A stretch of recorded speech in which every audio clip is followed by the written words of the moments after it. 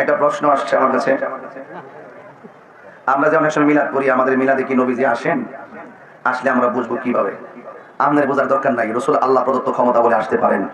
রসুল আল্লাহ পাকের ক্ষমতা বলি, দেখেন, শুনেন, আসেন, ঠিক কিনা বলেন? আসছে যে আমরা বুঝবো কেমনে?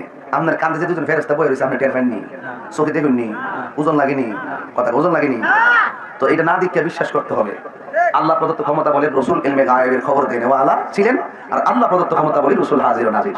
এতে আমাদের অ্যালার্জি হওয়ার কোনো কারণ নাই। আল্লামা জালালউদ্দিন সৈয়দী রহমাতুল্লাহ আলাইহি তিনি তার কিতাব শরীহ সুদূর মধ্যে লিখেছেন, আমি আমার জীবনে ৭৫ বার রসুলকে দেখেছি, স্বচক্ষে রসুল আমার সামনে দাঁড়িয়ে আছেন।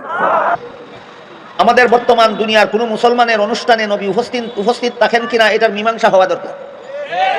যদি উপস্থিত থাকেন তাহলে আপনারা যেই আওয়াজে ঠিক বলছেন এমন আওয়াজে বললে নবীর সাথে চরম বেয়াদবি হয়ে গেল।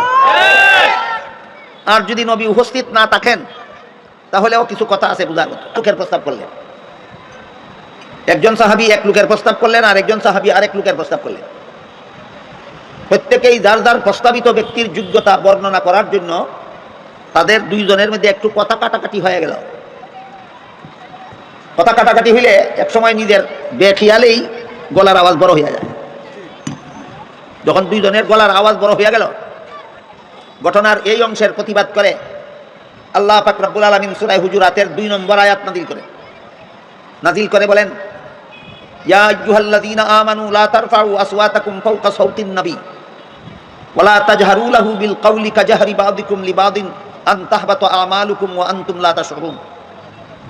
অর্থাৎ হে মুমিন মুসলমানেরা, নবী যেখানে উপস্থিত আছেন সেখানে তোমরা উচ্চস্বরে কথা বলবা দূরের কথা, জোরে কথা বলবা দূরের কথা, তোমরা পরস্পরে যে স্বাভাবিক আওয়াজে কথা বলো সেই আওয়াজেও যদি নবীর সামনে কথা বলো, আর তোমার গলার আওয়াজ যদি নবীর বিরক্তির কারণ হয়, নবী এখানে উপস্থিত আর তোমরা এমনভাবে কথা শুরু করলা যে তোমাদের কথার আওয়াজে নবীর বিরক্ত লাগে, তোমাদের কারো কণ্ঠস্বর যদি নবীর বিরক্তির কারণ হয়, তাহলে নবীর সাথে এমন চরম বেয়াদবি হবে যে বেয়াদবির কারণে তোমাদের সারা জিন্দেগির বন্দেগি বরবাদ হয়ে যাবে, অথচ তোমরা তা টের পাবে।